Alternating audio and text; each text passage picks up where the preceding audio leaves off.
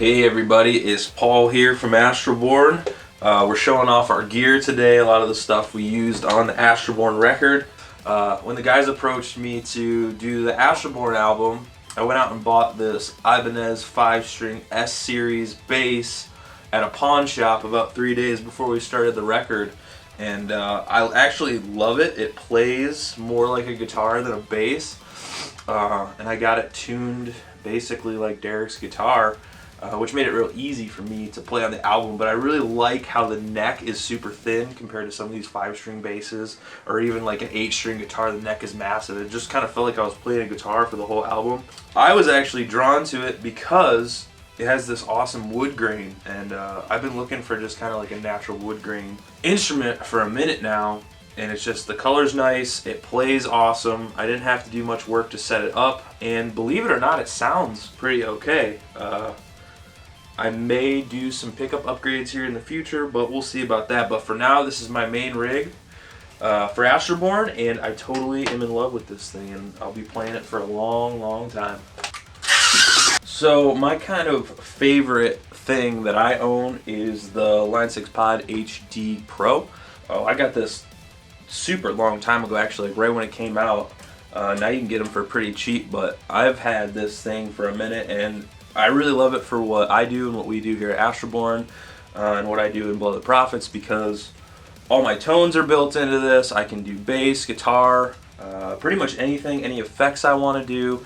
I can program it to MIDI on my computer. I can have a foot pedal that I use to switch tones playing live.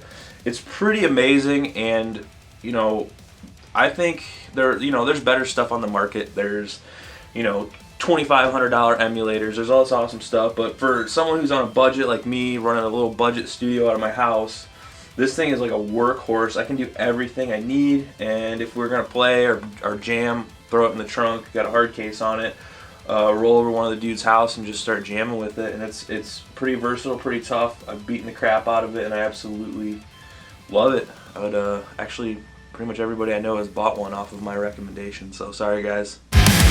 Hey, what's up guys? Derik here from Astralborne. Gonna talk about my rig today.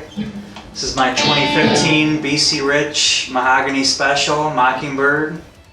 Obviously the mahogany finish. Seymour Duncan Nazgul and Sentient pickups. Hardtail, I always use a hardtail for the rhythm picking. I think it sounds a little tighter in the chops. As opposed to a whammy, you can kind of hear the whammy start wavering around if you're hitting it too hard. So my setup's a little unique in the fact that I play reverse.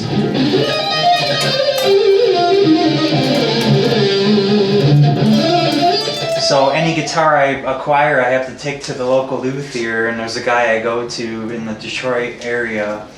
He just slaps out the nut and then obviously flips down here. It just gives me a full setup that way. It's just hard to acquire guitars because there ain't too many left-handed that are out there, and especially ones that are, a little high-end in the finish department, neck-through design. You just don't run across them too often unless you go through the custom shop.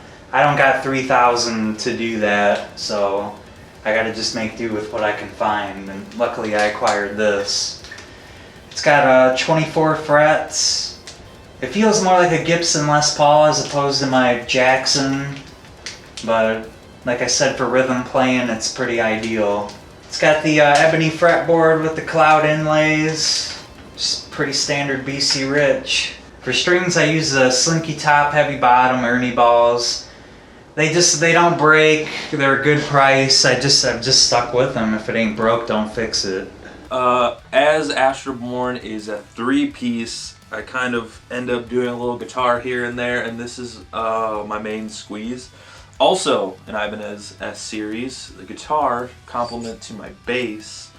I also bought this one at the same pawn shop that I bought the bass at. I've fallen in love with these S-Series guitars. They have so much awesome features that I never had when I was younger. It's super easy to adjust like intonation, super easy to like fine tune down here. The bridge is super adjustable. On the back, it's actually got a knob here where I can adjust the tension of the springs to get my whammy bar how I like it. It doesn't have any fret markers except for down here at the 12th fret.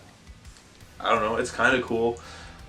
It does have like that real thin profile. It's super lightweight, but my favorite feature is the whammy bar. Like when I play, I need it sticking up here, so if I do any kind of like whammy tricks or anything.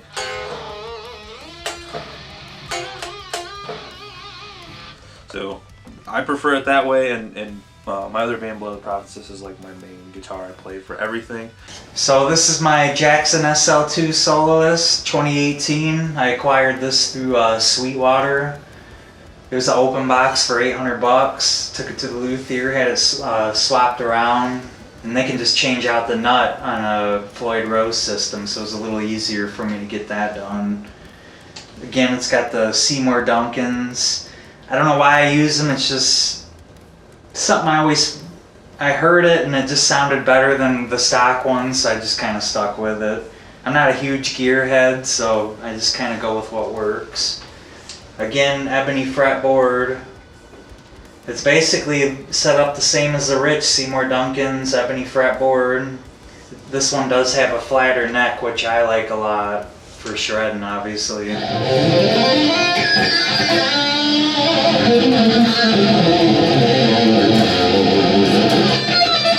So for the main component of my sound for Astralborne anyway, I use the Line 6 pod. I think this is a Pro X, the newer model. I don't know, it's just easy to dial in a distortion tone on it. It really didn't take much work at all, just trial and error with the software. I'm usually a Marshall guy, but Paul talked me into this. You just get a clean sound without having to play with microphones. Alright, let's talk drums. This is my studio kit. This is a Pearl Reference Series, 7-piece, natural maple finish. Let's take a look at the shells. The kick is a 22x18. Toms are 12x9, 13x10, 14x11, and 16x16 on the floor. Snare is 14x6.5, which I believe is the deepest snare that Pearl makes. Cymbals are mainly a custom. I do have some 13-inch Ks on the X hat here. 14-inch master sound on the main hats. Let's take a look around the kit. For the crashes, I got a 16-inch medium crash, a 14-inch effects crash, 17-inch reso, and an 18-inch fast crash. 18-inch oriental trash. Splashes, I got a 10 and an 8. I got a couple cheap Wuhans over here for effect. I got a 12-inch China, 10-inch splash. My main ride is a 22-inch Scimitar, which is a discontinued line that Zildjian used to make as kind of an entry-level line, but honestly, the ride that comes in the A Custom line is a little too dark sounding for my taste, so I've always liked the ping that this Scimitar ride gives, so I've always kept that in my arsenal. Zilbill on top, of course. Let's take a look at the hardware. Pearl Icon rack. Pedals are Axis longboards. We got Opti mounts on the toms. Heads are Evans. Clear EC2s on the tom heads. EMAT on the kick. And a coated inverted power dot on the snare. Sticks are Vic Firth. 5B, American Classic. And yeah.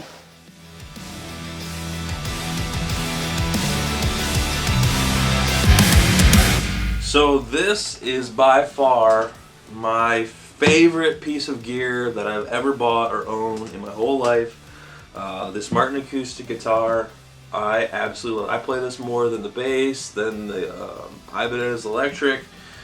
I bought this right as I graduated college because I was kind of like just getting into learning about a lot of the studio stuff, and I realized every recording I've ever done or been on always had the shittiest acoustic guitars that are buzzing all over the place. They sound like a cardboard box. So I dropped the money on this Martin, and it was the best decision I think I could have ever made. Some of the things I really like about this guitar is obviously just the natural wood finish. It does have a built-in tuner, which I really enjoy. I don't have to go searching around for those snark tuners or whatever all the time. And one of the things that actually really drew me to this guitar when I saw it was it's got this crazy neck on it, and it's built like an old school like airplane propeller. It's like pressed together and then shaped so it can't really warp. And for me, you know, you never know where you're going to take this thing. We've taken them up to cabins up in freezing weather to film playthroughs and stuff. We play outside in the summer. Me and the dudes jam in the band sometimes and screw around. And you never know what the acoustic is a lot more sensitive, so you never know where you're going to take it. And it just sounds good. It's got like a perfect balance for me of the bass and the high end. And strings are a little old on it, but I love this guitar.